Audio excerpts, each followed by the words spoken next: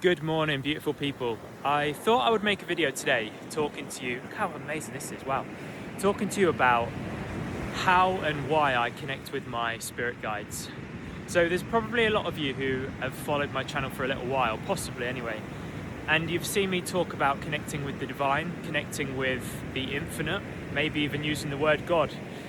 And you're probably wondering, wow, I didn't realize that you also connect with spirit guides, and why do you do that? What's the benefit of it? What's the purpose of it? And actually, how do you do it? So I thought I would share that in today's video. And I guess the simple answer as to why I connect with my spirit guides is actually less about receiving something and more about expressing my thanks and love for them. And the way that I see it is that spirit guides are beautiful souls who, out of their own love and sensitivity for the uplift of other souls, they've chosen to become a guide on the other side in order to help us. What a beautiful thing to do. And so for me, my main, let's say, higher authority that I tend to connect with and want to realize one day, I suppose, is the divine. And so all of my spiritual work, all the meditation, the prayer, everything that I do is all about growing closer to the realization of myself as being one with the divine, exactly the same as you and every other person, every other soul. And so that's the main reason that I connect with the divine, is that that's the highest authority. Everything is the divine, everything's composed of that oneness. But in terms of having guides and higher beings and gurus and these types of things, they're very much here and available for us to connect with.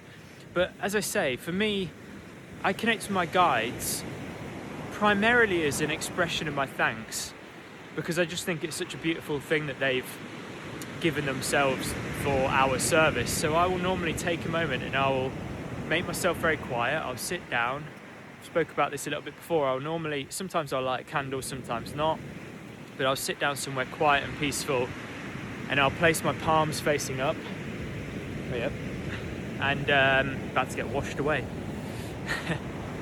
I have my palms facing up, and I will normally connect with my guide simply just in my mind, and I'll say, please would you be with me now? Please, if you're available, would you show me? Something to that effect. And I'll often feel something on my face, but what I often do is, with my hands facing up, I'll actually ask, would you hold my hands? And very often I will feel a very, very obvious, in fact, every time I do this, I feel a very clear and obvious sensation on both my hands. And I perceive that as the angel, the guide, sitting with me, holding my hands and just being with me. And as that happens, I normally say, thank you so much, I love you so much. Please may you accept my love and thanks for your beautiful work and everything that you do. And I really see it as that. I really see it more as a companion, a friend, someone that you just want to express your love to and should express your love to. You know, I think we can very much get caught in this trap of just take. I need help with this, I need help with that. Can you fix this problem? Can you fix that problem? I see it in the comments all the time. People said, I tried to connect with my guide, I had this problem, they didn't come to me. And it's like, well, did you ever think to say thank you for all of the other times in your life that you've probably been helped and you've never known? How do you know that the thing that you've asked for hasn't been helped? You know, how do you know that what you're going through now isn't as bad as it could have been? So people are very quick to complain, quick to ask for things, very slow to say thank you and to actually give back. So I try to do that as much as I can and as often as I remember. And, you know, the one that gives, my teacher once said, and I think he's taken this from somewhere else, I'm sure it's a quote, those who bring sunshine into the lives of others can't keep it from themselves. And it's so true. If you just develop the habit of expressing love for others and thanks for others, you're the one that experiences that. And I don't do it for that reason, but that's a byproduct of it. So I often take the time to express my thanks And I'll try and do that every day if I remember, and just connect, show them that I'm aware of them, that I'm grateful for them. And sometimes, yeah, I will say, I've got this thing going on, would you mind helping me? You know, it's not, I'm not just some selfless, perfect human being that only ever does things for others. Of course, I ask for help as well. But I'm trying to emphasize that I don't leave out the other part, which is to say thank you. So I'll normally make myself quiet, and I'll do that, and I'll connect up in that manner. But for those of you who have wondered, you know, why do you connect with guides when you consider the divine to be the highest authority? It's a bit like school. Bloody hell, I'm gonna get washed away. It's a bit like school.